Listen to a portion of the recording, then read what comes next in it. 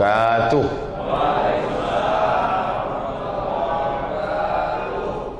Kullu amrin zibalin, semua amal yang baik, walam yubda bihamdillah, kalau tidak dimulai dengan alhamdulillah, fahuwa aqta, maka amal itu putus, tidak bisa dibawa sebagai bekal menghadap Allah.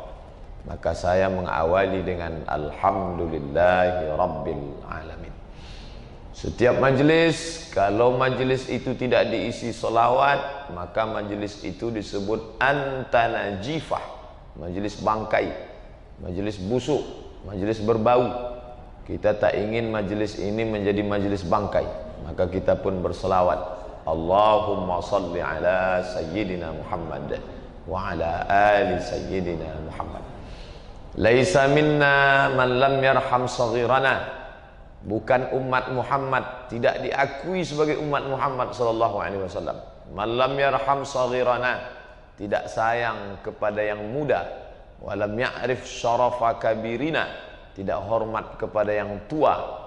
Yang muda-muda, anak-anak saya, adik-adik saya sayangi, yang tua di atas saya muliakan.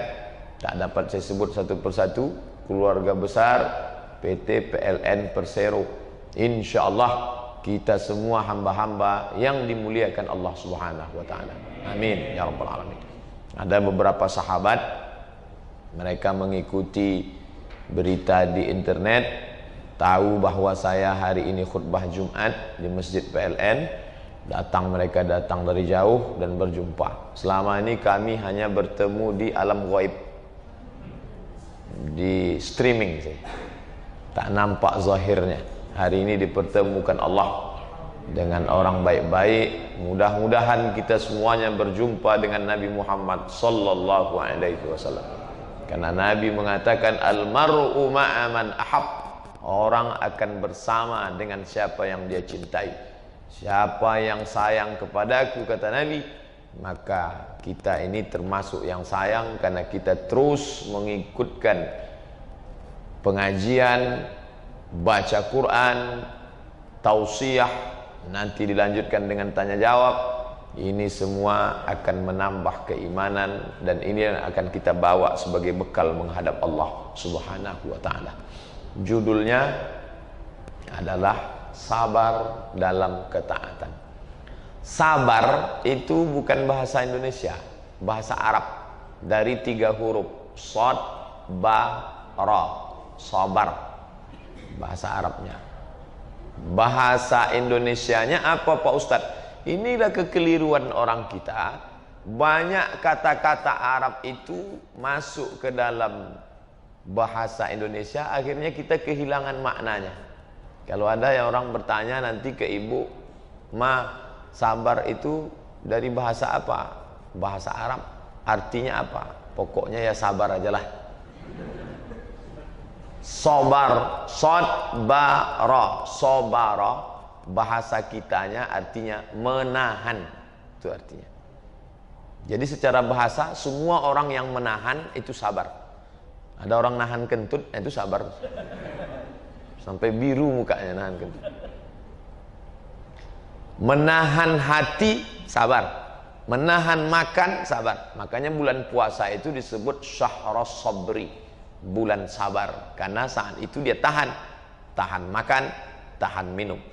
Hanya saja kalau sudah disebut kata sabar, itu yang terbayang di pikiran orang itu mati, sakit, hilang, semua yang berkurang. Kurang rezeki, sabar. Kurang makan, sabar. Kurang jabatan, sabar. Setiap berlebih, dia tak sebut sabar. Kecuali suaminya berlebih istri, itu dia sabar. Jadi yang dimaksud dengan sabar itu adalah menahan. Ada konotasi yang keliru bagi kita, sebagian kita. Kalau sudah disebut kata sabar, yang dipahaminya sabar kalau anaknya sakit ya, sabar kalau suaminya meninggal ya, sabar kalau hartanya hilang ya, sabar kalau kebakaran ya. Itu sabar level 3, kelas ekonomi. Lalu sabar yang paling tinggi itu apa? Sabar yang paling tinggi VVIP adalah Al-habsu anil maharim. Nah, itu sabar yang paling tinggi. Menahan diri dari yang haram. Dulu kalau ada orang menahan diri dari yang haram, itu disebut orang itu sabar. Hari ini kalau ada orang menahan diri dari yang haram, dia tidak disebut sabar, tapi disebut goblok. Jadi sudah lain cara pandang. Dulu misalnya ada orang pulang, lalu dia ngobrol ke temannya, bro, friend, ya akhi, my brother, tadi saya ketemu perempuan, terus dia ngajak saya berzina, maaf. Terus lalu aku katakan, aku takut kepada Allah. Maka zaman dulu orang ini disebut kamu sabar. Mampu menahan hawa nafsu. Zaman dulu sabar paling tinggi, menahan diri. Sekarang kalau ada anak muda, tadi aku ketemu di mall sama tante-tante ngajak, terus aku bilang aku takut sama Allah. Ente goblok. Masih ada nomor HP-nya, WhatsApp-nya. Cara pandang yang berbeda akan memberikan logika berpikir yang berbeda. Salah pikir, salah ngomong, salah bicara, salah bertindak. Dulu kalau ada orang mau diajak melakukan kolusi, nepotisme, kongko-kongko untuk makan haram, 1 miliar untuk saya, 1 miliar untuk kamu, mau? Aku takut kepada Allah. Orang ini zaman dulu disebut sabar, kamu orangnya sabar. Zaman sekarang disebut, oh kamu bodoh sekali. Ambil aja, itu kan haram. Kita keluarkan aja 2,5%, selesai. 1 miliar, keluarkan 30 juta, pergi umroh, nangis pintu Ka'bah, bawa tisu 2 kotak, selesai. Cara pandang berubah, makanya mesti dijelaskan. Kata Imam Ibnul Qayyim, sabar yang paling tinggi adalah sabar menahan diri dari yang haram. Perempuan yang sanggup menahan dirinya untuk tidak pacaran, itu perempuan yang sabar.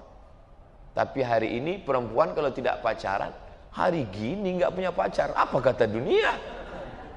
Anak gadis ngadu ke saya, WA-nya masih ada, Pak Ustadz, mama saya nyuruh saya pacaran. Saya nggak mau dibilang saya anak gadis aneh. Makanya zaman sekarang, kalau ada anak laki-laki perempuan menikah, tidak mau foto-foto dengan pose, na'udzubillah, la haula wala quwata illa billah, yang dikemas dengan nama perawet, akan dikatakan orang aneh. Padahal dia sedang sabar untuk tidak melakukan perbuatan haram. Jadi sabar yang paling tinggi itu apa Pak Ustadz? Sabar menahan diri dari yang haram. Bro, nanti malam kita pesta narkoba yuk. Tak mau, aku sabar. Kami yang bayar. Istikharah dulu kalau gitu. Ada kepentingan di dalam. Melawan diri dari yang haram. Kita karaokean sore ini ya. Oh, Ustadz sudah bilang, itu kan bukan haram, kita cuma nyanyi-nyanyi aja kok 2-3 lagu. Iya, tapi itu tempat syubhat, aku tidak mau. Lah, sekali-sekali aja. Enggak, sekali tidak. Say no to sing song. Tidak. Kami yang bayar. Oke, I am coming. Bukan sabar, tapi karena ada kepentingan. Maka sabar yang paling tinggi adalah sabar menahan diri dari yang haram. Inilah yang tidak dapat disabarkan orang sekarang. Benarkah ini suara Anda? KPK sudah merekam suara Anda. Sebentar, saya dengar baik-baik. Mirip macam suara saya. Ini nampaknya telematika yang buat. Orang yang paham internet yang buat. Anda tidak bisa mengelak lagi. Nih, rekaman CCTV dari hotel. Benarkah ini gambar Anda? Bukan gambar saya. Terus? Itu nampaknya sudah diupdate, sudah dirubah, Photoshop kalau dia gambar, video macam-macam. Artinya apa? Hari ini orang mengelak dengan berbagai macam hilah Hilah itu artinya berkelit dan berkilah. Ini sabar tingkat yang paling tinggi, sabar menahan diri dari yang haram. Sabar nomor 2, sabar dalam ketaatan. Nah, inilah. Dari judul ini nampaknya panitia ingin mengajak sabar level 2 dulu. Makanya nih, sabar dalam ketaatan. Untuk level VVIP nantilah Pak Ustadz datang agak 2-3 bulan lagi baru kita buat sabar menahan yang haram. Oke, tak apa-apa, tak masalah. Jadi nanti dalam kurungnya buat sabar dalam ketaatan dalam kurung VIP. Sabar ketaatan. Nah, ini yang nomor 2. Nomor 2 itu adalah sabar dalam ketaatan. Nih, taat ini. Datang pengajian ya, iya, ini sabar. Sabar menahan diri, duduk. Duduk mendengarkan pengajian, itu hanya orang sabar saja. Kalau orang tak sabar, nahan. Menahan diri untuk tidak buka HP, itu luar biasa. Allazi waswis fi sudurin nas minal jinnati wan nas. Ya kan saya tengok dari ujung ke ujung, orang PLN ini sabar-sabar ternyata. Sabar menahan diri untuk tidak update status. Orang zaman sekarang khotib Jumat pun dia tak sabar. Jangankan pengajian, pengajian tuh lama. 13 sampai 15, 2 jam. Khutbah Jumat 20 menit. Tadi saya khutbah 20. Wah, anak-anak muda sekarang udah gelisah. Sabar dalam ketaatan. Begitu khotibnya terlalu lama, langsung dia buka HP. Di fotonya khotib itu langsung. Lama betul khutbahnya. Bagi yang prihatin, tolong like and share. Sabar dalam ketaatan. Kalau ada anak muda sholat tahajud malam, itu namanya sabar dalam ketaatan. Kalau ada anak muda rajin sholat berjamaah ke masjid, itu namanya sabar dalam ketaatan. Pak Ustadz, kalau orang tua ke masjid memang sudah wajar. Kapan lagi? Sudah diintai-intai Israel, tak juga ke masjid. Oleh sebab itu semakin tinggi godaannya, semakin bergelora darah mudanya, maka sabarnya makin kuat dalam ketaatan. Ini tingkat nomor 2, sabar dalam ketaatan. Orang lain sibuk main HP, dia tetap juga buka HP. Ketika kita dari jauh suudzon, apa ente buka-buka HP dalam masjid? Begitu didekati, rupanya sedang baca surat Al-Kahfi hari Jumat. Astagfirullah, aku sudah suudzon. Rupanya tadi dia bukan main game, rupanya sedang buka Google, download langsung Quran digital. Begitu kita dekati, wah, dia sedang baca Quran. Walaupun sebenarnya dia buka itu setelah kita agak dekat. Tadi pun main. Tengok udah agak-agak dekat. Oke lah, untuk tahap awal tak masalah. Sabar dalam ketaatan. Perempuan yang mau pakai jilbab itu sabar dalam ketaatan. Jilbab, ibu-ibu jilbab. Jilbabnya jilbab syar'i, dari ujung sampai ke ujung. Jilbab syar'i itu tertutup aurat. Alhamdulillah di PLN, di kantor-kantor lain saya ceramah jilbabnya macam-macam. Ada nama jilbab pasrah tapi tak rela. Pasrah tapi tak rela itu artinya yang belakang pasrah, yang depan belum rela lagi. Ada namanya jilbab sakratul maut. Jilbab sakratul maut itu kain panjang, terus dililitkan. Nanti yang lilitan terakhir itu ke leher. Ya, sambil makan lontong. Dia yang makan, kita yang khawatir. Ini sakratul maut ini. Saya pun dah terjebak belakang. Dalam proses oke. Dalam proses tak masalah. Ustadz tak boleh ceramah marah-marah. Begitu nampak perempuan tidak pakai jilbab, keluar dari majelis saya, keluar. Nah, dalam proses Buya Hamka ceramah. Ketika Buya Hamka ceramah, ada perempuan di situ pakai rambut seperti Ahmad Albar, kutek, kuku panjang. Buya Hamka terus saja ceramah, dia tak perlu. Selesai ceramah, perempuan itu datang. Buya kok diam aja nengok saya? Kata Buya Hamka, apa yang mesti diurus? Saya belum pakai jilbab, kutek saya tebal, kuku saya panjang. Kata Buya Hamka, anakku, nanti kalau imanmu menebal, kutekmu menipis. Jadi maklum proses, itu dalam proses, biasa saja. Nah, ini namanya sabar dalam ketaatan. Jadi tak boleh. Nahnu duat, kita ni ngajak orang, ayo sholat, ayo puasa. Nahnu duat, kita ni dai, bukan qudat, bukan hakim. Kalau hakim gimana? Kemana-mana bawa martil, neraka. Nanti orang tunjuk, itu ustaz apa? Itu ustaz neraka tuh. Sikit-sikit neraka, sikit-sikit neraka. Yang memasukkan ke neraka itu Allah. Ustadz itu hanya menjelaskan syarat dan ketentuan berlaku. Yang jelaskannya siapa? Ustadz. Ustadz harus berani menyebutkan syarat dan ketentuan. Kalau dia tak berani, berhenti jadi ustadz. Jadi apa? Jadi pegawai PLN. Ustadz harus jelaskan. Nah, maka level nomor 2, sabar dalam ketaatan. Taat itu patuh.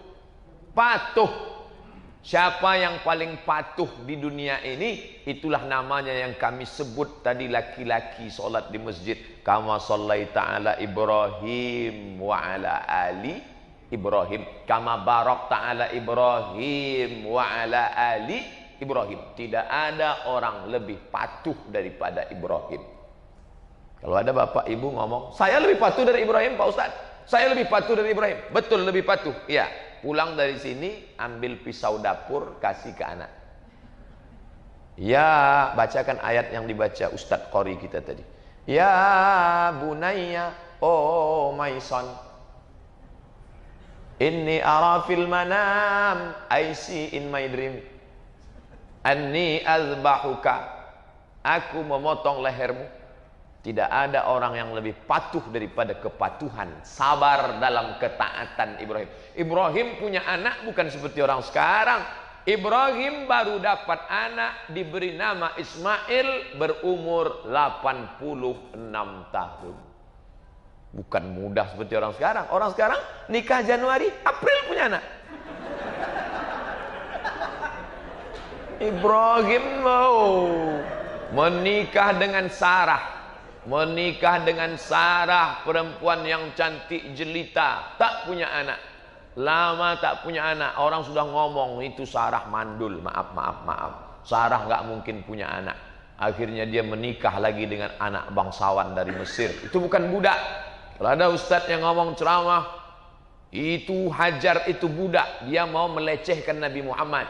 Kalau Hajar itu budak, berarti Ismail itu anak budak, berarti cucu cicit Ismail itu budak. Muhammad SAW budak. Hati-hati, waspada.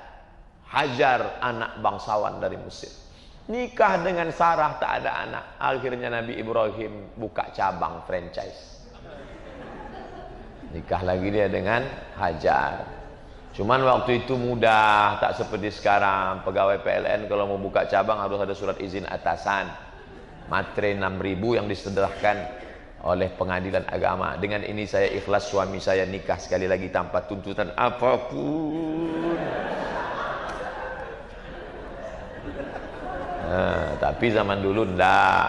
Makanya disebut di situ wa ala ali. Ali artinya keluarga Ibrahim. Emangnya keluarga Ibrahim itu siapa? Sarah, orang yang sabar dalam ketaatan. Hajar, orang yang sabar dalam ketaatan. Ismail sabar dalam ketaatan. Allah mau nunjukkan, engkau punya anak begitu sulit mendapatkannya, hai Ibrahim. Ya, aku mau uji taatmu. Kau sabar apa tidak menahankan perintahku ini? Gimana? Setelah dapat anak, doanya bapak ibu hafal semua. Rabbi habli minas, berilah aku anak yang saleh. Rabbi habli minas salihin, 86 tahun. Makanya kalau ada jamaah yang ngomong ke saya, Pak Ustadz, Saya sudah lama nikah belum punya anak Pak Ustadz. Sudah berapa lama? Sudah 5 tahun Pak Ustadz. Nabi Ibrahim tahu berapa? Berapa Pak Ustadz? 86. Jadi tunggu 81 lagi. Belum ada apa-apanya ujian ente dibanding Ibrahim alaihissalam. Nah, setelah anak lahir diuji lagi. Bagaimana ujiannya? Antarkan anakmu itu. Ngantarkannya bukan ke Jakarta, dari Pekanbaru berangkat 6.20 sampai 1 jam 40 menit, cepat. Nabi Ibrahim disuruh menghantar anaknya dari Palestina ke Makkah Al-Mukarramah. Berapa itu jaraknya? 1.500 km. Kalau tidak percaya, ukur sendiri. Masirata syahrin, 1 bulan naik onta. Anak belahan jiwa, buah hati yang ditunggu 86 tahun. Kalau engkau memang taat, antarkan ke tempat yang jauh. Ketaatan, sabar dalam ketaatan. Antar sampai di tempat itu. Sekarang ujian bagi Hajar. Ibrahim sudah naik ke atas ontanya, dia mau pulang ke Palestina. Hajar menggenggam ujung jubah Ibrahim. Apa kata Hajar? Allahu amaraka bihadza. Apakah Allah yang nyuruh engkau meninggalkan kami di tempat yang sepi sunyi, enggak ada tanaman ini? Allahu amaraka bihadza. Apakah Allah menyuruh engkau meninggalkan kami di tempat ini? Hajar bertanya, dia ingin meyakinkan dirinya supaya dia dapat jawaban yang pasti. Hai suamiku Ibrahim, siapa yang menyuruh engkau meninggalkan kami? Kata Ibrahim dengan satu kata, Naam, ya, Allah yang nyuruh. Dia lepaskan. Idzan la yudiyya'ana abadan. Kalau memang Allah yang nyuruh, dia tidak akan sia-siakan kami untuk selamanya. Pergilah engkau wahai suamiku. Sabar dalam ketaatan. Itu jugalah ucapan ibu kalau bapak keluar kota tugas. Tarik kerahnya. Allahu amaraka bihaza. Apakah Allah menyuruh engkau meninggalkan kami? Kata suaminya, iya istriku, aku mau mencari rezeki yang halal. Izan layyudiyana. Kalau begitu dia tak akan sia-siakan kami. Pergilah bang, tapi kalau kau macam-macam. Kesabaran dalam ketaatan. Sabar dalam ketaatan. Ternyata Ibrahimnya sabar dan Ismailnya sabar, Hajar sabar. Beruntung suami sabar, istri sabar. Makanya tipikal keluarga yang ideal itu Ibrahim. Ibrahim sabar, Hajar sabar, Sarah sabar, Ismail sabar. Sekarang Pak Ustadz, suami sabar, istri tak sabar. Istri sabar, suami Fir'aun. Istri sabar, suami sabar, anak tak sabar. Istri sabar, suami sabar, anak sabar, tetangga rese. Makanya level kedua, sabar dalam ketaatan. Falamma balagha ma'ahu sa'ya. Ketika sudah sampai usia remaja, datang lagi ujian silih berganti. Apa ujiannya? Ujian lagi. Ujian sabar dalam ketaatan. Kita belum cerita ujian sakit. Ujian sabar dalam ketaatan. Apa dia? Ya bunayya, hai anakku, inni ara fil manam. Aku lihat dalam mimpiku, anni albahuka, aku menyembelih lehermu. Fanzur madza tara, apa pendapatmu hai anakku? Apa jawab anaknya? Ya abati, wahai ayahku, if'al ma tu'mar, laksanakan apa yang diperintahkan Allah. Satajiduni insyaallahu minas. Itu judul kita. Satajiduni, wahai ayahku, ambillah pisau itu, bawalah aku ke altar penyembelihan. Satajiduni insyaallahu minas sabirin. Dia tak katakan satajiduni insyaallah minal muslimin. Satajiduni insyaallah minas salihin. Satajiduni insyaallahu minas sabirin. Nama sifatnya sabar. Orang yang sabar itu namanya sabirin. Orang dulu ingin anaknya sabar dikasih nama. Sampean jenenge siapa? Muhammad Sobirin. Sekarang orang tak ada nama Sobirin. Nama siapa? Christian. Nama-nama barat, tidak mencerminkan doa. Satajiduni, kau dapati aku termasuk orang yang sabar dalam ketaatan. Tidak ada ketaatan yang lebih hebat daripada ketaatan Ibrahim, dan tidak ada ketaatan yang lebih hebat daripada ketaatan Ismail. Itulah rahasia mengapa yang kita sebut kama sallaita ala Ibrahim wa ala ali Ibrahim. Kenapa tidak kama sallaita ala Isa? Isa enggak punya anak. Kenapa tidak kama sallaita ala Musa? Tidak ada riwayat Musa memotong anaknya. Musa sabar terhadap dirinya, tapi Musa tak ada cerita tentang istri. Ibrahim sabar, istrinya sabar, anaknya sabar, kesabaran yang komplit. Jadi ibu bapak harus bisa jawab kalau anaknya nanya, "Ma, Nabi kita kan ada 25." Iya, tadi kenapa kita sebut kama sallaita ala Ibrahim wa kama barakta ala Ibrahim? Pokoknya sejak papa kecil memang udah gitu, dah ya. Kata Ustadz kalau banyak nanya masuk neraka nanti. Pembodohan luar biasa.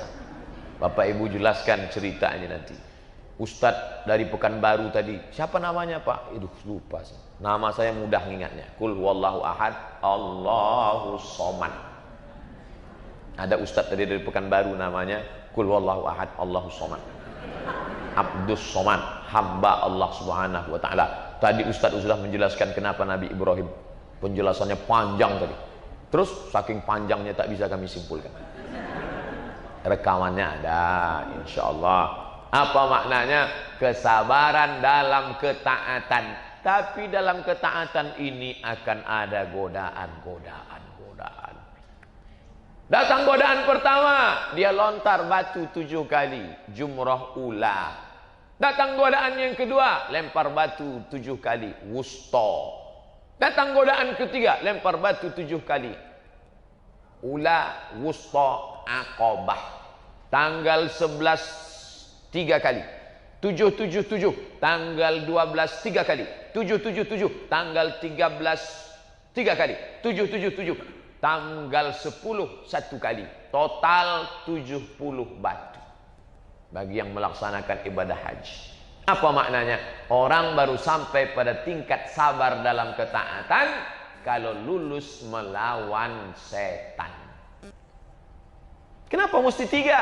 Setan menggoda. La atiyannahum min baini aidihim, aku datang dari depan, wa min khalfihim dari belakang, wa an aimanihim dari kanan, wa an syamalihim dari kiri. Depan, belakang, kanan, kiri. Setan tak kenal putus asa. Setan itu aktivis paling aktif dari depan. Makanya kalau ada orang ngajak pengajian, "Friend, ayo ngaji yuk." "Aduh, aku sibuk." Sekali aja, itu dia kalah sama setan. Setan heran. "Aku aja mau masuk neraka seserius ini," kata setan. "Ente mau masuk surga cuma ngajak sekali." Setan ngajak dari depan. Dia ajak Ibrahim, dia ajak Ismail, dia ajak Hajar. Makanya melontar setannya berkali-kali. Tapi banyak jamaah haji ini salah paham. Melontar setan dalam keadaan kesetanan. Itu di bawah sumur tempat melontar jumrah itu, saya lihat ke bawah, bukan hanya batu, senter, sepatu, payung. Orang-orang yang baru tobat itu, masa lalu ku bergelimang dosa, engkau lah yang sudah menggoda. Sepatu dia lemparkan ke setan. Itu simbol batu yang disuruh lontar sebesar ujung kelingking. Ini dilempar sampai sebesar batu gilingan, sebesar kelingking, lontar. Bismillah, dengan nama Allah. Rajman lisyayatin, melempar setan. Wal ridhan lirrahman, mencari ridha Allah, lontar sekali. Apa maknanya? Setelah melontar setan untuk taat, jangan ikut setan. Sekarang banyak waktu melontar setan di Mina, sampai ke Indonesia, berteman lagi dengan setan. Andai setan itu wujud nyata, bisa diwawancarai, ngomong, bingung dia. Kata setan, "Aku bingung melihat orang Indonesia ini. Dulu waktu di Mina melontar aku mati-matian. Setelah pulang ke Jakarta, dia yang ngajak ingin melanjutkan MOU ini lagi. Apa sih maksud Allah?" katanya. Oleh sebab itu maka perlulah kita ini memahami ketaatan.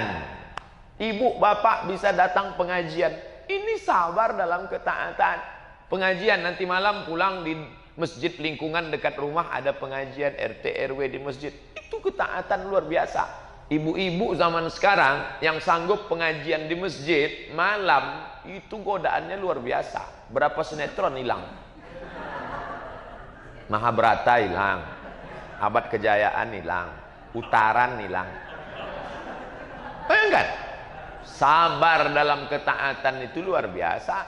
Makanya kalau ada hari ini ustadz ceramah di masjid ngamuk-ngamuk, itu orang tidak ngerti keadaan umat Islam sekarang. Dia sudah mau ke masjid aja udah alhamdulillah.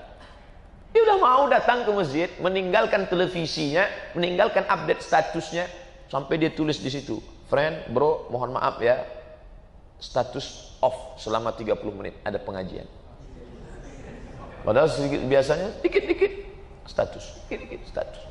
Mau dia meluangkan waktu, sabar dalam ketaatan yang luar biasa. Ini level 2. Sabar dalam ketaatan. Sabar yang paling bawah, sabar indal aqdar, aqdar, sabar menerima takdir. Mahasiswa pulang, turun dari lokal, begitu sampai di tempat motor, hilang helm. Nangis. Ketemu sama saya di parkir. Kamu nangis kenapa? Helm hilang, Pak. Sabar. Bapak enak aja ngomong sabar. Emang saya sabar, helm saya balik. Ini namanya sabar level 3. Ente sabar level 3 aja nggak lulus. Sabar. Makanya ketika kita itu ditimpa musibah, alladzina idza asabathum musibah, ketika dia tertimpa sabar level 3, qalu, mereka berkata, inna lillah wa inna ilaihi raji'un. Jangankan helmku, sedangkan nyawaku ini pun milik Allah, apalagi helmku. Bro, friend, sabar. Jangankan helmmu, nyawamu, matamu, telinga pun milik Allah, apalagi helmmu. Sabar ya. Sabar. Tapi kawan-kawan yang beriman itu datang membawakan air sejuk. Sekarang banyak teman bukan datang membawakan air sejuk, membawakan bensin di lalang yang kering. Dia bakar, hilang kesabaran kita. Kamu kenapa? Helm saya hilang. Hilang? Iya. Kemarin si Anu hilang helm, 2 hari setelah itu terus mati. Bukan mendatangkan kesabaran. Makanya bunyi ayatnya, wabasyiris sabirin, berikan kabar gembira. Seorang ibu menasihatkan temannya, jangan nangis bu, anak itu titipan Allah bu, itu bukan anak kita, itu dititipkan Allah ke rahim kita 9 bulan 10 hari lamanya, setelah itu kita susukan 2 tahun lamanya, setelah itu Allah ambil dia. Allah lebih sayang daripada kita. Ibu sabar, sabar. Berhenti dia nangis. Besok anak si ibu ini nangis, nangisnya lebih kuat lagi. Makanya dalam masalah sabar itu, watawasau bis sabr, saling nasihat menasihati. Hari ini saya yang menasihati, bapak ibu sabar, bapak-bapak sabar. Tapi ketika saya yang tertimpa besok, ayatnya kabur, hadisnya hilang.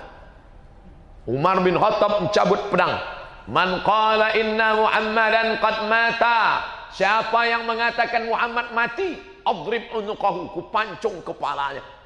Siapa yang berani mengatakan Muhammad mati, aku pancung kepalanya. Datang Abu Bakar Siddiq membacakan ayat, wa ma Muhammadun illa rasul, Muhammad itu hanya seorang rasul. Qad khalat min qablihi rusul, sebelumnya sudah banyak rasul-rasul, Adam, Idris, Nuh, Saleh, Ilyas, Ilyas, Zakaria, Musa, Yahya, Isa, Daud, Sulaiman. Afa immata, kalau dia mati, au qutila, atau dia terbunuh, inqalabatum ala aqabikum, apakah kalian akan murtad? Jatuh pedang Umar bin Khattab. Sadarlah dia bahwa Muhammad hanya manusia biasa. Apa pelajaran dari sini? Orang selevel Umar bin Khattab sekalipun tetap lupa ayat ketika tertimpa pukulan yang sangat berat. Umar bin Khattab aja bisa lupa ayat, apalagi Abdul Somad. Hilang ayatnya, hilang hadisnya. Lalu siapa yang menasehati? Datang bapak-bapak dari PLN. Pak Ustadz, kami ini ingin mencerahkan karena kami datang dari PLN yang selalu membawa pencerahan di tengah masyarakat. Bukan hanya sekedar pencerahan yang zahir, tapi pencerahan yang batin. Kami sudah membawa minaz zulumati ilan nur, dari kegelapan kepada terang benderang. Hari ini nampaknya Ustadz sedang gelap karena ditimpa musibah. Ingat Pak Ustadz, ceramah Ustadz yang lalu. Tolong ceritakan Pak. Saya tak ingat Pak Ustadz. Ini rekaman. Ustadz dengar aja sendiri. Begitulah saudara-saudara saya menasehati saya dalam sabar level 3. Sabar dalam musibah. Nah, banyak orang salah duga, salah sangka. Pak Ustadz, ya saya ini ikut pengajian Ustadz baru 3 kali, 3 Sabtu. Makanya saya tak bisa Sabtu, besok subuh Sabtu rutin di An-Nur. Saya baru 3 kali ikut pengajian Ustadz. Tapi sejak 3 kali ini banyak betul musibah Ustadz. Sendal hilang, helm hilang, minjam duit nggak dapat. Dulu waktu saya belum ikut pengajian, anteng-anteng aja, nyantai-nyantai aja. Ini berat, karena dia menganggap kalau kita buat baik, ujian datang. Tengok tuh artis yang masuk Islam kemarin. Begitu masuk Islam, suaminya meninggal, bapaknya benci, anaknya sakit, masuk penjara. Maka dalam hal ini mesti dipahami, innallaha idza ahabba qauman ibtalahum. Ketika Allah cinta sayang kepadamu, maka diujinya imanmu. Ketika datang sakit, kehilangan, la yusibul mu'min min nasabin wala wasabin wala saqamin wala syaukin yastakuha. Sakit, demam, sakit kepala, depresi, semua, bahkan sampai duri yang menusuk kakimu, illa kaffarallahu anhu biha sayyi'atuh. Allah ingin membersihkan segala dosa-dosa. Maka kita husnuzon. Ini sekarang kan orang banyak suuzon sama Allah. Itu teman saya Pak Ustadz, ngaji nggak pernah, sholat nggak pernah. Karirnya mantap, pangkatnya naik, tunjangannya besar, rumahnya besar, mobilnya besar, bininya besar. Saya, mana keadilan Tuhan itu Pak Ustadz? Ini orang tidak paham antara nikmat dengan istidraj. Ada yang paling mengerikan dalam hidup ini namanya istidraj. Apa itu? Sholat tak pernah tapi rezeki lancar. Ngaji nggak mau tapi karir melejit. Puasa sedekah tidak pernah, zakat tidak, tapi umur tetap panjang dan badan sehat walafiat. Hati-hati, itu namanya istidraj. A'udzubillahi minasyaitonirrajim. Sanastadrijuhum min haitsu la ya'lamun. Ada orang-orang yang kami mainkan dengan istidraj. Wa umli lahum, aku ulur seperti layang-layang. Diulur supaya apa? Semakin jauh, semakin nyangkut. Hati-hati. Saya nggak pernah sholat, kenapa rezeki saya lancar? Segera bertobat, berarti saya sedang dimainkan Allah dengan istidraj. Celaka 12, mereka ini menyangka berhasil menipu Allah. Yukhadi'un Allah, mereka menyangka menipu Allah. Tengok, Allah kayaknya sudah nggak sempat lagi ngurus kita, udah terlalu banyak nih. Akhirnya dia nggak sadar kan? Akhirnya rekening saya tetap dapat kan? Yukhadi'un Allah, mereka menyangka menipu Allah. Wa huwa khadi'uhum, Allah sedang menipu mereka. Nampaknya seperti nikmat, padahal dia dalam azab. Innallaha la yumli lizalim. Allah sengaja mengulur orang yang zalim itu, diulur rezekinya, diulur umurnya, diulur anaknya, diulur istrinya, diulur kuasanya, diulur. Hatta idza akhadhahu lam yuflithu, ketika Allah mengazabnya, Allah tidak menyisakannya sedikit pun, dijerumuskan, disungkurkan ke dalam neraka jahanam, tak tersisa sekali. Pak Ustadz, ya, kenapa orang kafir itu diberi rezeki oleh Allah? Buka kitab fikih sunnah dalam bab wakaf. Orang kafir kalau dia sedekah langsung dibalas Allah di dunia. Makanya banyak orang-orang kafir rajin sedekah ke panti asuhan. Kenapa? Begitu dia sedekah, Kong, Lu kok selalu sedekah di panti asuhan? Sedekah sama orang Islam lebih hoki lah. Kata dia sedekah sama orang Islam lebih hoki. Setelah dia sedekah bulan ini 1 karung, rezekinya naik. Dan mereka yakin banyak mereka yang sedekah di panti asuhan umat Islam. Jawabannya ada dalam fikih sunnah bab wakaf. Orang Islam, orang kafir sama-sama dapat rezeki. Bedanya orang kafir itu langsung dibalas Allah di dunia. Supaya apa? Di akhirat tinggal masuk neraka. Makanya kita tak begitu. Makanya nggak boleh suuzon. Pergi ngelihat orang sakaratul maut, wajahnya hitam. Waduh, kasihan betul si anu itu. Nampaknya suul khotimah. Kenapa? Wajahnya hitam. Dia kena liver ya hitam. Ini perlu saya jelaskan. Saya khawatir jamaah nanti suuzon ngelihat saya kan hitam. Waduh, Ustaz Abdul Somad nampaknya suul khotimah. Nggak bisa kita nilai dari zahirnya. Jangankan orang mati, orang balik haji aja nggak bisa kita nilai dari zahirnya. Pulang haji, ketemu sama Pak Haji, gemuk, sehat, putih. Waduh, mabrur Pak Haji ya. Rupanya nggak pernah ke masjid. Makan tidur di hotel. Makan tidur, makan tidur, makan tidur, makan tidur. Perbaikan gizi. Nggak bisa. Yang satu pulang dari Makkah kurus, kering, tinggalnya di Aziziyah, lewat terowongan, jalan kaki. Jauh, begitu pulang, waduh, tak ada tanda-tanda kemabruran nampak. Nggak bisa. Makanya kita tidak boleh suuzan. Nahnu nahkumu bizzawahir. Kita hanya menilai dari zahir. Wallahu yatawalla sarair. Allah yang menghukum segala rahasia manusia di hadapan Allah SWT. Jangan suuzon. Ya ayyuhalladzina amanu, wahai orang beriman, ijtanibu, jauhilah katsiran minadh-dhann. Prasangka. Sabar level 3, sabar dalam ujian. Siapakah yang paling sabar dalam ujian? Tidak ada kesabaran melebihi sabarnya Ibrahim. Loh, kok dari tadi Ustadz Ibrahim? Nampaknya Ustadz ini datang jauh-jauh gak punya bahan lagi selain Ibrahim. Kita kan momennya kurban. Ibrahim, gimana ujian Ibrahim? Ibrahim diuji mendapatkan seorang bapak bernama Azar. Kerjanya apa? Buat berhala. Bukan nyembah berhala, buat berhala. Semua berhala yang buatan Bapak Ibrahim ditulis made in Azar. Azar itu kerjanya tukang buat berhala. Azar Corporation, khusus untuk patung-patung berhala. Datanglah Ibrahim, punya bapak penyembah berhala. Itu takdir, harus diterima, tapi harus diperbaiki.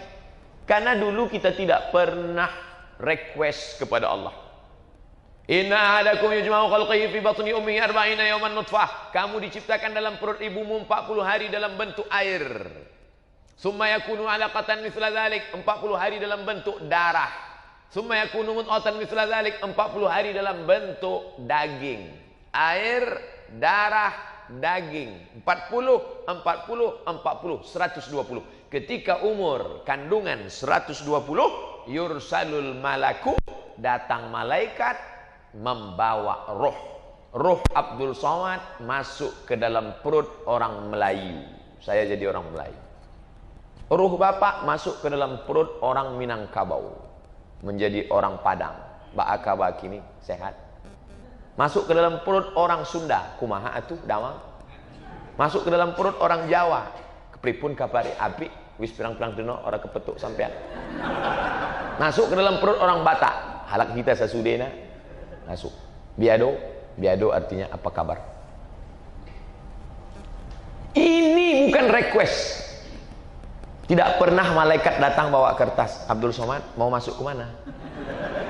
Multiple choice. A. Melayu, B. Eropa, C. Afrika. Pilih dong. Makanya kita mesti sabar menerima takdir.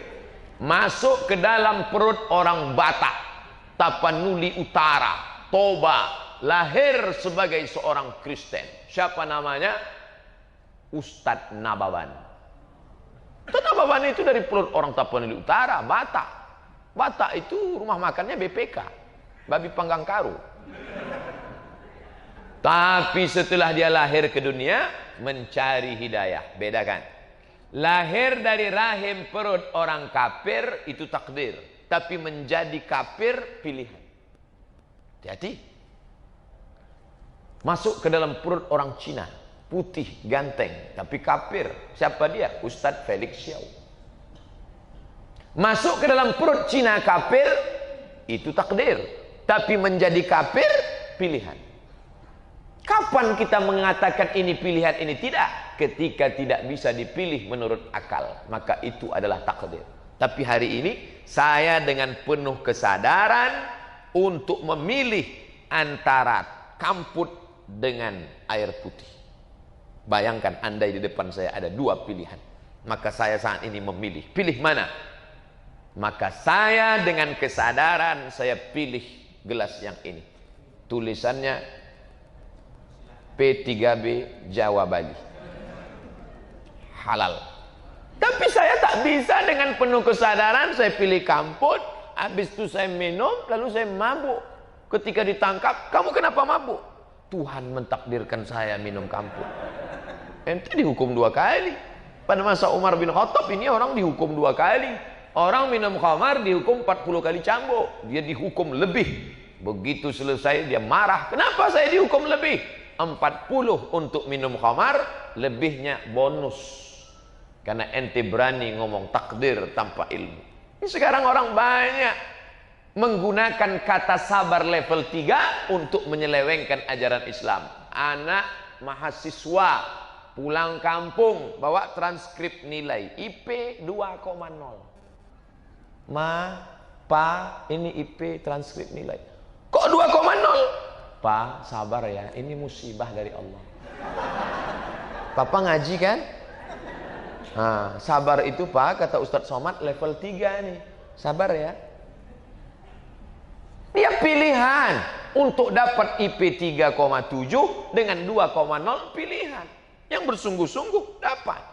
Tapi ketika sudah belajar serius, tiba-tiba datang penyakit, tak ada obatnya. Itu musibah. Maka mesti hati-hati. Sekarang ini banyak orang mencari kambing hitam, dan yang dikambing hitamkannya Tuhan. Anak gadis pulang kampung dalam keadaan ngadu, kamu kenapa bisa begini? Mama sabar ya, ini sudah ketetapan Allah. Dia dengan penuh kesadaran saat diajak oleh boyfriendnya itu, diajak, kita sore ini makan bakso ya. Iya mas. Sore ini kita jalan-jalan ya. Iya. Dengan penuh kesadaran, hidup adalah pilihan. Wa nafsi wa ma sawwaha, jiwa dan penciptaannya, fa'alhamaha fujuraha, ada jalan kiri, wa taqwaha, ada jalan kanan. Maka kalau sudah lengkap usaha, terjadi juga sabar level 3. Pulang ke rumah, motornya dikunci. Motornya dalam rumah, rumahnya dikunci. Rumahnya dalam komplek, kompleknya dikunci. Kan sudah cukup tuh usaha. Hilang juga. Hilang beserta rumah-rumahnya, dan kompleknya hilang sekalian. Itu sabar level 3. Sabar. Itu yang disebut dengan takdir sabar. Ini enggak. Kecicilan, tinggalkan sepeda motor di depan rumah, kuncinya ditinggal, hilang. Ya maling bilang, ini untuk saya ya, kata dia. Ada usaha, ada ikhtiar, maka ada kita diberi ikhtiar. Ini memang sudah ditetapkan untuk saya. Ini untuk saya, bukan untuk Ustadz Qali, untuk saya. Karena beliau tak minum, berarti untuk saya. Ini untuk saya. Tapi saya tidak bisa mengatakan, ini sudah ditakdirkan untuk saya. Kalau gitu cukup buka mulutnya. Tak bisa. Saya dikasih kudrat, kuasa, iradat, kehendak. Ada kehendak tapi tidak ada kuasa. Tak bisa. Ingin minum tapi tak ada kuasa, tak bisa. Ada kuasa tapi nggak bisa, nggak mau minum juga nggak bisa. Maka sejalan antara kudrat dan iradat. Saya mau minum dan saya kuasa untuk meminum. Masukkan ke mulut. Bismillah. Kenapa Ustaz tak minum?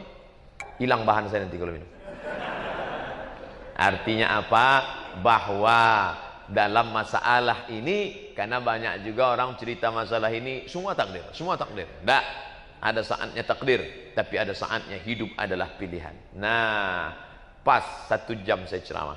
Tadi pukul 1.30, sekarang 2.30. Di mana-mana saya ceramah 1 jam, 60 menit, sesuai dengan yang tertulis di botol aqua 600 ml. Sementara judulnya baru selesai 1, sabar dalam ketaatan. Masuk bagian yang kedua, ikhlas dalam pengorbanan. Ikhlas itu apa? Ikhlas diambil dari 3 huruf. Kha, la, so. Kha, la, so. Ikhlas. Khalasa artinya apa? Murni, tidak bercampur apa-apa. Kalau air ini bercampur dengan kopi, namanya air kopi, berubah warnanya jadi hitam. Rasanya berubah jadi pahit. Kalau air ini dicampur dengan teh, namanya air teh, berubah warna jadi merah, rasanya menjadi pekat. Kalau air ini dirubah jadi jus jeruk, maka dia menjadi kuning, jadi asam. Tapi ketika dia tidak berasa dan tidak berwarna, maka dia disebut dengan al-ma'ul khalis, air yang ikhlas. Kenapa dia ikhlas? Karena dia tidak bercampur dengan apapun. Tentulah orang-orang PLN ini ikhlas, karena airnya pun ikhlas. Air yang ikhlas, tak bercampur dengan apapun. Ustaz nyindir karena tak ada teh kopi ya? Tak. Demi Allah, saya tak pandai menyindir. Untuk apa saya nyindir? Kalau minta, saya minta langsung. Dan penceramah jangan diberi air manis. Karena lehernya setelah bersuara, kalau dikasih air gula, rusak pita suara. Itu alasan nanti kalau yang tak ada gula sama teh. Kenapa tak kalian buat? Nanti rusak pita suara. Jika dia tidak bercampur dengan apapun, maka dia disebut dengan ikhlas. Murni, tak bercampur. Maka dalam pengorbanan harus ikhlas. Ikhlas dalam pengorbanan. Apa yang diinginkan Ibrahim waktu menyembelih anaknya? Tidak ada yang diinginkannya selain daripada Allah Subhanahu wa ta'ala. Makanya kita pun dalam hidup 2 kali kita ulang. Di awal salat, di ujung salat. Inna salati wa nusuki wa mahyaya wa mamati lillah. Di awal salat, di ujung salat. At-tahiyatul mubarakatu salawatu tayyibatu lillah. Tapi jangan pula sampai begini nanti at-tahiyatul mubarakatuh shalawatu thayyibat. Nanti dibilang ke orang saya aliran sesat. Ikhlas dalam pengorbanan. Abdul Somad itu ngomong aja ikhlas. Saya Bapak Ibu datang jauh-jauh dari Pekanbaru, Provinsi Riau ke Jakarta, ke kantor PLN ini. Saya ikhlas karena Allah. Allah, bullshit. Ngomong kosong itu. Mana ada kalau dia ikhlas?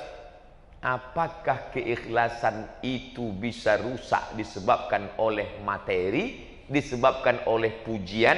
Bisa ya, bisa tidak. Mana contohnya? Orang kuliah, lalu dia dapat ijazah. Lalu ketika dikatakan, marilah kita ikhlas menuntut ilmu, tiba-tiba dia ngurus transkrip nilai ke kampus. Ente mau ngapain ke kampus? Ngurus ijazah sama transkrip nilai. Katanya ikhlas. Kalau ikhlas nggak usah urus. Jadi antara ikhlas dalam menuntut ilmu dengan ikhlas mencintai perempuan itu hampir-hampir mirip. Tetap ikhlas tapi tetap ngurus ijazah dan transkrip nilai. Tetap ikhlas tapi tetap memilih perempuan yang cantik. Cintaku tulus ikhlas kepadamu sayang. Kalau memang ikhlas, cintalah pada nenek-nenek. Kenapa engkau cinta kepada saya? Maka keikhlasan tidak bisa dirusak oleh materi, diambil daripada niat awalnya. Innamal a'malu binniat. Contoh real nyata, duit 50.000 sudah dipegang. Tadi hari Jumat kotak lewat, sudah dipegang duit. Lewatlah kotak hari Jumat. Tadi kotaknya 1. Di tempat saya kotak itu kadang sampai 5 lewat. Pawai ta'aruf MTQ. Ramai-ramai kotak lewat. Kalau saya masukkan ke dalam supaya dipuji orang, rusak.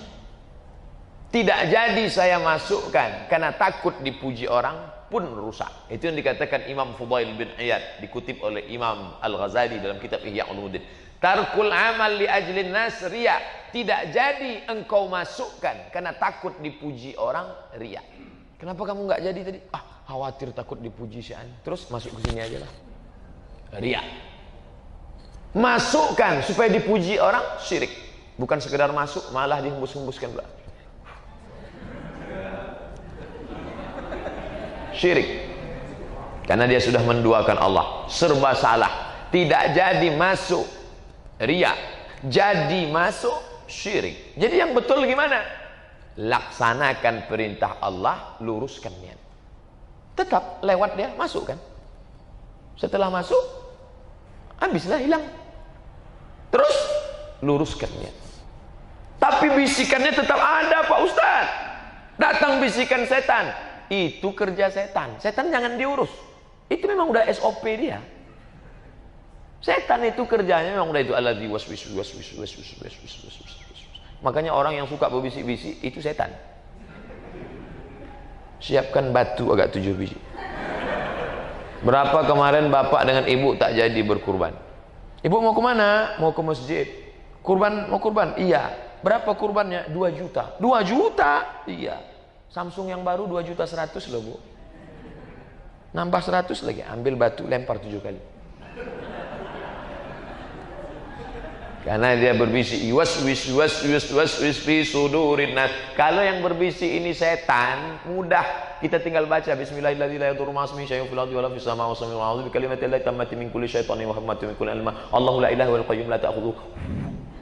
Ini yang menggoda kita itu bukan setan, kawan kita. Kita bacakan ayat kursi, dia lebih hafal dari kita lagi. Ini yang sulit nih sekarang. Oleh sebab itu, maka yang pembahasan tentang ikhlas ini adalah laksanakanlah apa yang sesuai perintah Allah. Allah perintahkan solat, Allah perintahkan zakat, buatlah. Kamu kenapa nggak pernah ke masjid? Saya sebetulnya mau solat ke masjid Pak Ustadz. Terus, tapi kalau saya ke masjid saya khawatir dipuji tetangga-tetangga saya. Jadi akhirnya saya sholat di kamar aja. Tak betul.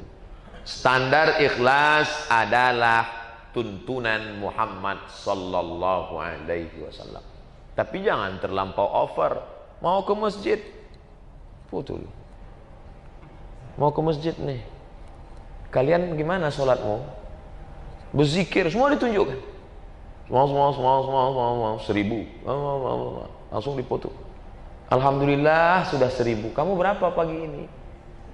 Rusak. Mengajak orang berzikir oke, tapi menceritakan zikir masalah. Mengajak orang sholat lewat Facebook, Twitter, BBM, WhatsApp, grup bagus, tapi menceritakan kita khawatir jatuh jadi sum'ah. Nah ini mesti diperbaiki. Bapak kenapa bayar zakat? Nggak takut riya? Allah nyuruh saya bayar zakat. Wa atuz zakah, bayar zakat. Laki-laki jangan karena takut rusak ikhlasnya sampai tak sholat ke masjid. Laki-laki sholat di masjid. Laki-laki yang sholat di masjid namanya laki-laki soleh. Kalau ada laki-laki sholat di rumah namanya laki-laki solehah.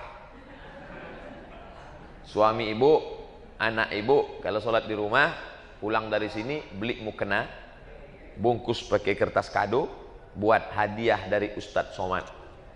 Mukena, karena laki-laki sholat di masjid. Masalah orang ngomong muji, bapak rajin ya ke masjid ya pak ya, diam, lawan. Astagfirullahaladzim, astagfirullah. Besok kita lewat dia muji lagi. Allahu la ilaha illa huwal hayyul qayyum. Mudah-mudahan dia terbakar dalam waktu yang secepat-cepat. Maka dalam hal ini selama syariat membenarkan, Dek, tolong adik-adik pengurus masjid jangan tulis nama saya di dinding pengumuman ya. Jadi gimana Pak? Buat hamba Allah aja. Saya takut menjadi riya ini. Jadi kami tulis hamba Allah. Iya, hamba Allah. Hamba Allah. Berapa Pak? 5.000 perak. Hamba Allah 5.000. Tulislah nama di situ. Bapak insinyur, Bapak doktorandus. Tulis. Tulislah. Kenapa? Karena Nabi tidak melarang, bahkan menyebut nama sahabat. Disebutkan dalam hadis Nabi.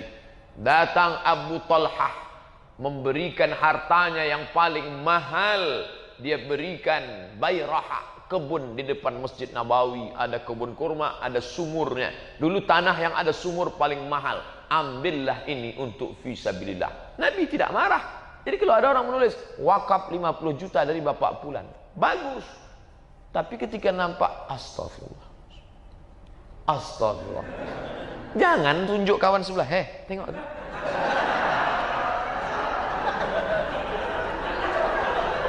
Jadi dia tipis, setipis kulit bawang. Dia tipis masalah ikhlas ini. Tipis masalah ikhlas ini, Bapak Ibu Saudaraku sekalian. Oleh sebab itu, selama tuntunan syar'i menganjurkan kita, buatlah baca Quran. Kamu kenapa nggak pernah baca Quran? Saya khawatir kalau saya baca Quran nanti tidak ikhlas. Baca Quran. Nabi manggil, ta'al, come here. Abdullah bin Mas'ud, baca Quran. Itu dalil orang baca Quran pakai suara kuat. Ini sekarang baca Quran nggak bersuara. Baca Quran pakai suara. Bismillahirrahmanirrahim. Yasin wal Qur'anil Hakim. Bersuara. Ini banyak sekarang orang tak bersuara. Ujung-ujungnya turjaun, fayakun. Baca. Tapi luruskan niat. Nabi suruh baca, Iqra'ul Quran. Mau sholat ke masjid, sholat. Mau pakai jilbab, kenapa nggak pakai jilbab? Saya sebetulnya udah lama mau pakai jilbab, tapi takut rusak ikhlas saya. Yang penting kan hati aja berjilbab.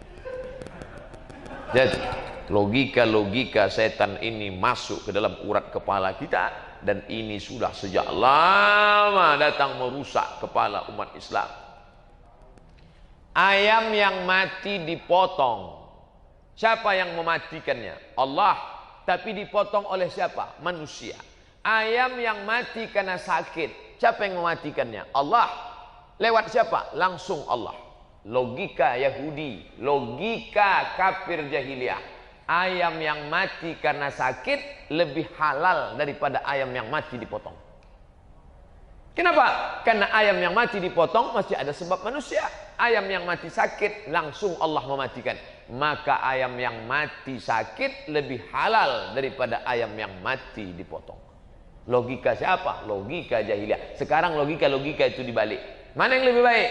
Perempuan pakai jilbab tapi suka pacaran, yang enggak pakai jilbab tapi orangnya baik. Dua-dua tak baik, mesti diluruskan. Lebih baik mana? Pemimpin muslim tapi korupsi dengan pemimpin kafir tapi jujur. Itu logika dua-duanya, jangan mau kita tergiring. Cerita masalah logika kotor ini sudah ada sejak zaman jahiliyah. Nah, jangan kita diperalat. Begitu tentang masalah keikhlasan. Banyak orang memutar balik fakta tentang keikhlasan, lalu dia katakan tak ke masjid karena takut tak ikhlas, tidak menutup aurat karena takut tidak ikhlas, tidak mau bersedekah karena takut tidak ikhlas. Artinya setan berhasil. Saya mau ikut pengajian Ustadz yang dari Pekanbaru tadi, tapi karena itulah kalau saya hadir di situ nanti di syuting, disorot, dipoto, rusak keikhlasan saya. Hadir, luruskan niat. Itulah yang akan menolong kita di hadapan Allah Subhanahu wa taala. Sabar dalam ketaatan, ikhlas dalam pengorbanan, itulah yang akan dibawa mati menghadap Allah Subhanahu wa taala. Belum ada ustadz mati bawa peci. Belum ada ustadz mati bawa jam. Ustadz kok dari tadi begini? Karena cincin baru.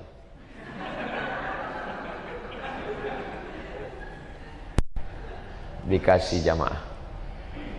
Artinya apa? Hilang bahan saya.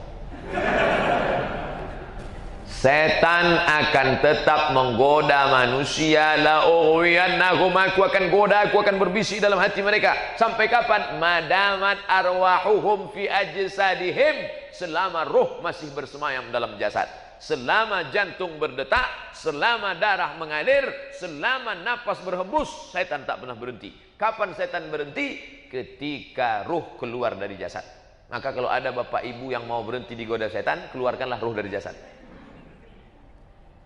Pernah ngelihat jenazah minum kamput? Pernah nengok orang mati pesta narkoba?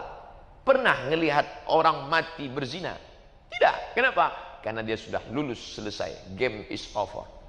Sekarang inilah selama ruh di dalam jasad, maka dia akan terus menggoda dan kita terus melawan. Pak Ustadz, saya bosanlah ngaji terus. Kapan sih berhenti ngaji Pak Ustadz? Kita berhenti ngaji kalau dua.